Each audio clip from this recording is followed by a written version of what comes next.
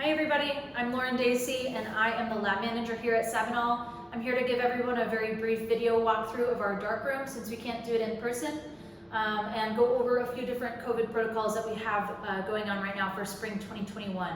So when you're coming in to work in the darkroom, keep in mind that everything is checkout based, including the materials you use, the tanks and reels and largers in chemistry, and the space that you're working in. So make sure that ahead of time you're always reserving your space via pick time, whether that's for your dedicated class time or for open labs. While you're in the lab, of course, always social distance. You need to be wearing a mask. This room is very well ventilated, but we still need to all be wearing a mask and keeping our 6 feet away from each other. There are some limits also in terms of how many people can be in each room. We have 2 processing rooms set up right now. Both our main processing room and the alternative dark room has been set up for processing. Only 1 student at a time can be in those rooms, and only 1 student at a time can be in our film loading room as well. In our main dark room space, the printing dark room, no more than 4 students at a time can be in that space at any given time. So it's important to reserve ahead of time on pick time to make sure that there's no crowding in there. When you come into the darkroom space, as I said before, it's pretty tight here, so make sure that you're only bringing in materials that you need. So your backpacks, books, anything like that, laptops, of course, anything that emits any kind of light should always be kept outside of the darkroom space in your classroom area or in the hallway right outside of the darkroom. Just make sure that you're not piling too much up. So keep anything that you don't need out of here. When you come in, you also need to always bring a towel with you to make sure you can clean up thoroughly. We do not have towels here, so you'll need to bring one from home. It doesn't have to be like a large towel, just a rag-sized towel, something small to make sure you can fully dry up after yourself. It does get a lot of water and chemistry around here, so you want to bring sort of a scrap rag that you can use while you're here. Make sure that you're always knocking on doors super loudly. There are a lot of vents and a lot of water chillers in here that make it very hard to hear. And likewise, if you are working in the film loading room or either processing room, while you're working, that door needs to remain closed, even if you don't need the room to be light tight at that point. That's just to keep our limits in terms of 1 person at a room in each room. So make sure that door is closed. When you leave the room, leave the door open for the next person. And if you're trying to enter the room with a door closed, please make sure you're knocking very loudly and waiting and making sure that no one is in there before opening any doors. When you come in, you'll need to also make sure that you're budgeting about 15-20 minutes to clean up after yourself, especially when processing. Our processing kits are right here. When you come in, they're all communal use, and they're in this cabinet, which will be unlocked whenever you come in to use the darkroom space. You can refer to the sheet on the side of the door for which kit you need to use based on how many rolls you're going to be processing and what size. The black and red kits down here, the multi-tanks, are for 4x5 film. And these kits up here are all for 35mm film. You can see they're in these little containers here. There's another reminder here. These need to be completely rinsed and completely dried before they're returned to this cabinet. What you'll find in here are your 35mm reels and your tanks. The tanks are light tight, of course. Keep them closed until you're done fixing your film. There's an opening at the top where your chemistry will go in, and your instructors will go over that with you when you learn about processing in your course. But the important thing I want to remind everyone of here is that these need to be absolutely rinsed and dried, no chemistry, no condensation, no water whatsoever when they are returned to this space. Right behind here is our film loading room. Pretty small. You can see just 1 person at a time. Always knock before you come in and leave the door open when you leave. If you want to load film and someone is in the film loading room, then you can contact myself or a lab monitor and we'll get you a changing bag so you can do it in your classroom or outside. Our first film processing room is here. This is our main film processing room. It's where your drying cabinets will be. Your drying cabinets need to always stay closed if you are not actively loading or unloading them. This little handle opens them here. You can see the clips here. Use a clothespin at the bottom so your film doesn't curl. And the on switch is right up top. Okay, you can hear it. Your film should dry completely in about 25 minutes, and once you put your film in the drying cabinet, that's a good time to clean up your processing items. So make sure you're taking advantage of the time where your film is drying so you don't have to keep coming in and out of this space. You can clean up while your film's drying and then take your film and yourself into the classroom when you're done. Chemistry is right over here. There are always instructions on all of these barrels for the developer and the fixer remover are both stock solutions that need to be diluted. The fixer is a working solution, and always with the fixer in every part of the darkroom is this stuff called hypocheck.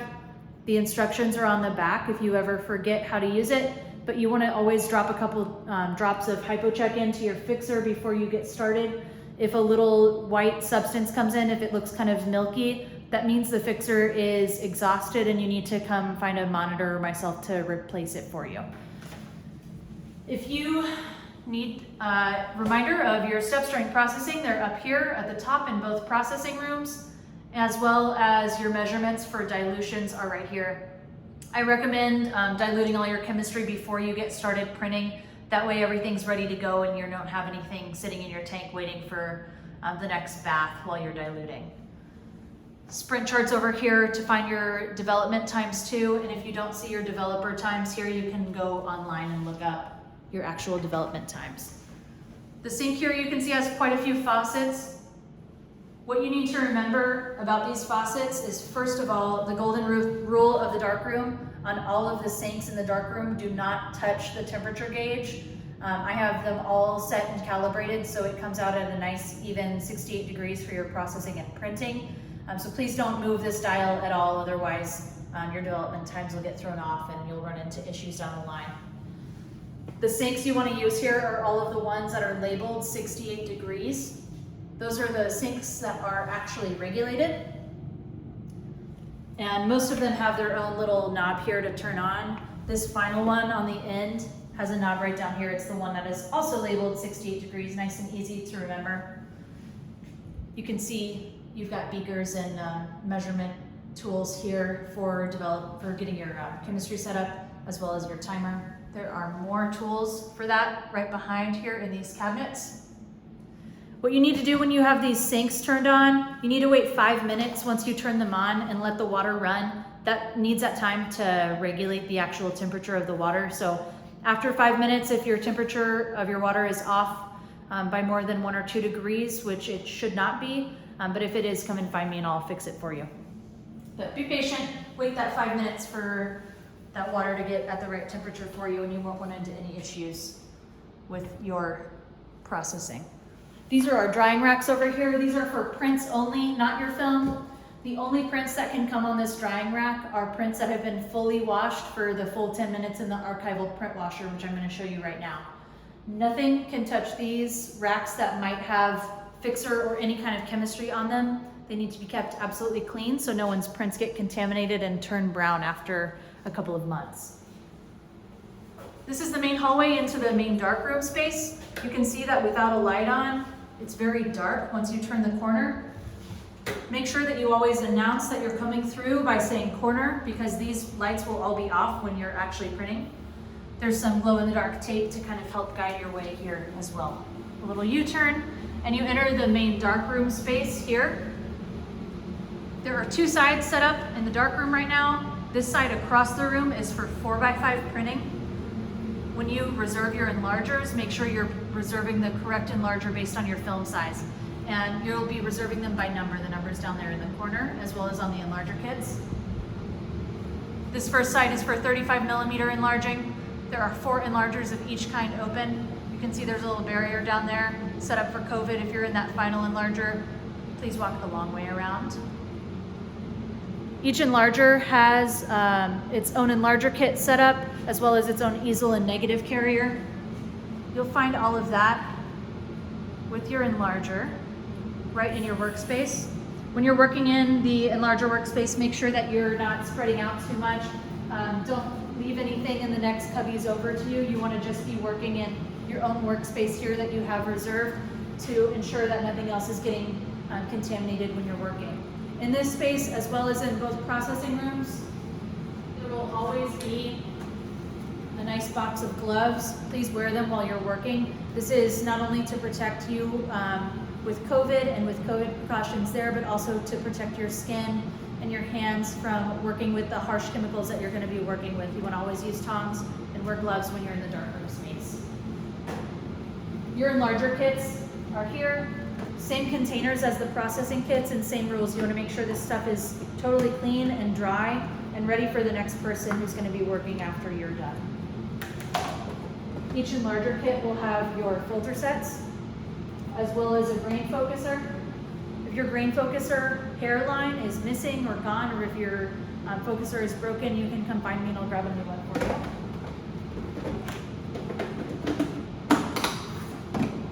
Power supply is here. The on button is at the top, and you'll see these dials are to change your time for your enlarging. Be very cautious with these machines. They're very gentle, so make sure that you're very mindful about how you're using them and not raising or lowering them too quickly, and just being very careful. In the drawer underneath your enlarger, you'll find your negative carrier. You can see this one is for 35mm film, as well as your easel.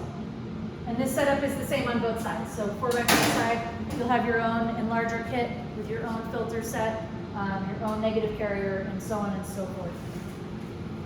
When you come in, another first thing you'll see here is going to be this rack for trays, and your contact printers are up here. You need to always use a tray when you're carrying wet prints around, whether they're wet with water or wet with chemistry. What you're going to do to make sure you're not contaminating your own prints across those things, when you first come into the darkroom, you're going to grab 2 trays. One is going to be only for prints that have been through the print washer already and are completely clean. This tray is going to live down here underneath the squeegee board where it says wet tray holding area. This is only for final prints and only for clean prints. The squeegee is also only for final prints and only for clean prints. So you cannot use this squeegee board on any print that hasn't been through the print washer for 10 minutes. Your other tray that you grabbed is going to be for carrying your wet prints around that are wet still with fixer or other chemistry, and this is going to be perfect for carrying around your test strips. You need to use a tray when you're carrying your prints around, whether you're just carrying them from the bath to the trash can or you're carrying them outside to go view them. When you're viewing prints, you need to always hold them in a tray so you're not dripping a bunch of extra chemistry and water around, just to keep everyone safe. When you go and want to go look at your test strips or take a look at a test print that you've made, you want to always carry your print in a tray and leave the darkroom suite. There's not a lot of room up front, and a lot of other students will be coming in and out, checking out processing kits and so on and so forth. So always take your prints for viewing either out into the hallway or into your reserved classroom, or if it's nice outside, it's great to see how your prints look in the sunlight. Nice and easy way to see what your print needs right there. So as you can see in here and here and here, it's kind of dark and it's also kind of loud. So you want to make sure you're always communicating with your other darkroom citizens. It's very dark in here. You can see normally when you're printing that light in the back will not be on. Kind of an Olaf or Eliasson experience. If you have a watch that lights up like mine, leave it out of the darkroom. It'll mess your prints up. Over here is your chemistry bath. All the chemistry baths will be exactly the same, and they will all also have little reminder tags at the top for how long your prints need to be in each bath. It's always going to start with your developer, your stop, and your fix. And those are your 3 main baths. When you're working in the darkroom, there are 4 chemistry baths set up. Your chemistry bath is not to be shared with any other students. So when you check out your space, that includes your chemistry bath and your enlarger.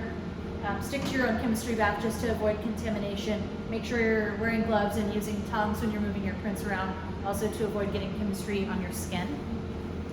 When your print has been fixed, you can either use that dirty fix tray that'll be living over with the chemistry here after you set it down to go take your print outside to look at, or if you're planning to put your print through a final wash, you're going to put your print right here in what's called the holding bath.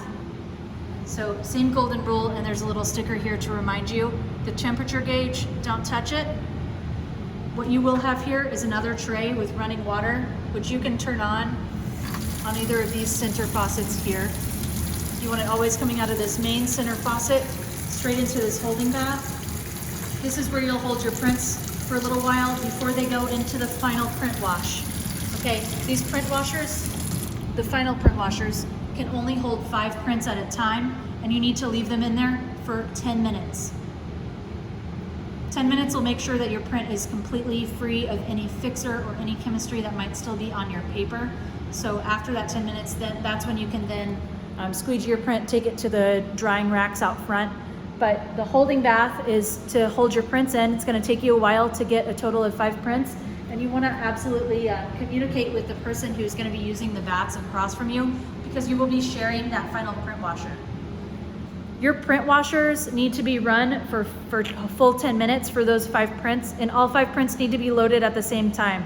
So for example, if you have 2 prints in there and you put in a third print 3 minutes later, that 10-minute timer needs to start over. And there will be little digital timers right above the print wash for you to also use to keep track of how long your prints have been in there. Make sure you're communicating with your fellow darkroom citizens so that you know when the next print wash is and no one is waiting 20-30 minutes to get their prints washed. I'll just show you very briefly on this side. It's a little easier to see how the print washers are set up. So you'll have your holding bath, of course, with this center faucet here. And this side faucet with kind of the tapered tip on it is gonna be for the print washer. It's easy to remember which ends the tube goes into. It's gonna be the tapered one coming out of the darkroom sink, as well as the tapered one that's actually on the print washer itself. So I know it's a little hard to see, kind of dark, but this is where the tube will be connected. This faucet turns on with the connected arm, and you don't want it to be too high, but you don't want it to be a trickle. So somewhere right in the middle, your print washer will fill up at this point, and once it's full, then you can put those prints in and let them run for 10 minutes. You also want to make sure when you're running that water is coming out of this little tube coming out of the bottom of the print washer here. That's what makes sure your water is actually circulating and your prints are getting a nice full wash. If it's not coming out of here, this little dial up top turns to open and close. So make sure there's water coming out and water going in, and then your prints will get a nice full wash. Again, hypo check is everywhere in here. Use it when you're setting up, when you're getting ready to print for your fixer. Chemistry for the darkroom is all the way down here on this end, and this is where your wet fix trays will live, right above it. So easy to remember, chemistry trays on the chemistry side, clean trays on the clean side with a squeegee. Your chemistry should be set up for you by darkroom, by all of our lab monitors and myself. So if chemistry is ever not set up for you, you can come find a lab monitor, myself will set it up for you. There's also a little reminder here to let us know when your chemistry is expired. So for example, if you use that hypo check and the fixer shows you that little white precipitate, then you know that your fixer's expired. If your developer gets very dark brown and you notice your prints aren't coming up as quickly as they should be, that's a sign that your developer needs to be changed out.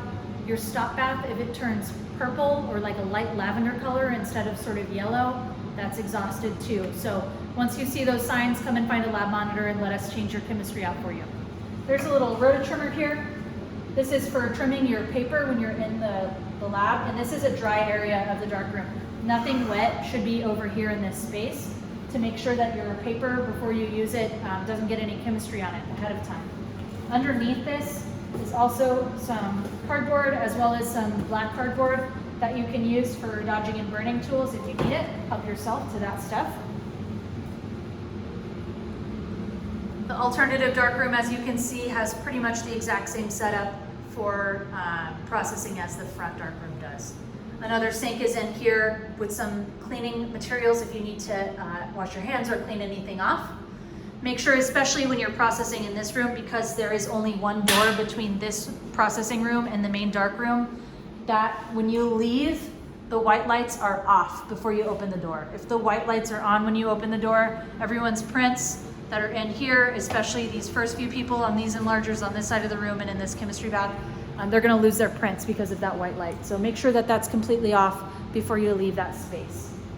When you're finished printing, you can leave your chemistry baths.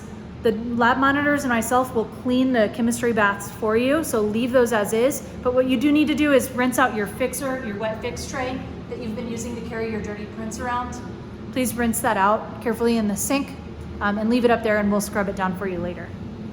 As you're working in the darkroom, make sure you're very careful, as I mentioned before, of all of the chemistry we're gonna be using. There are eye wash stations around the lab. They're marked with this green poster here. These pull open and this comes out kind of like a little hand hose, and you just squeeze this lever here to get a wash. The other area you need to be careful with chemistry around is right down here. As you can see at the end of the darkroom space, there are these big 55-gallon drums. These are for disposal of our chemistry here in the darkroom. So if anything is to happen, say you need to use an eye wash station, or one of these gets knocked over, or any of your chemicals accidentally get poured down the drain into our water supply, you need to contact me right away. My name and number and office number is right up here on this little chart, and I'll contact the university and they'll clean everything up. So if anything emergency-wise with chemicals happens, please be very careful, exit the dark room and contact me and we'll take care of it. Other than that, if you have any other questions, please feel free to contact myself or your instructors. And I wish everyone a very happy and healthy and safe printing this spring. Have fun.